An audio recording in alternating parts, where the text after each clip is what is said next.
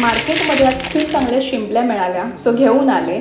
उकळत्या पाण्यामध्ये टाकून त्यांना साफ करून घ्यायचे. त्याचे जे गोळे आहेत ते काढून घेतलेले आहेत. इकडे मी कांदा, हिरवी मिरची, ओलं खोबरं आणि कोथिंबीर एका भांड्यामध्ये एकत्र केलंय. त्याच्यामध्ये आता टाकत आहे हळद आणि गरम मसाला. आज मी इकडे मसाला यूज करते नलिनी काकूंचा आगरी कोळी घरगुती मसाला. याचा रंग आणि चव दोन्ही सुद्धा खूप छान आहे.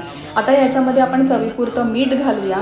त्यानंतर आलं लसूण पेस्ट. मला रेडीमेड आलं लसूण पेस्ट आवडत नाही, पण आता इथे माझ्याकडची संपली होती त्यामुळे मी थोडीशी यूज केलेली आहे. इकडे 2 चमचे बेसन आणि 2 चमचे तांदळाचं पीठ घातलंय. चिंचेचा कोळ घातलेला आहे आणि आपण जे शिंपल्यांचे गोळे काढून ठेवले होते ते मी आता ह्याच्यामध्ये घालून ह्याचा असा एक गोळा करून घेतलेला आहे. पॅनमध्ये तेल गरम करून कटलेट सारखे त्याला शेप देऊन आता मी त्याच्यामध्ये सोडलेला आहे आणि दोन्ही साईडनी खूप छान खरपूस असं मस्त आपण त्याला फ्राय करून घेणार आहोत. तुम्ही बघू शकता रंग किती छान आलेला आहे याला. आणि लिंबू पिळून याची चव अप्रतिम लागते. ही गोवन रेसिपी आहे.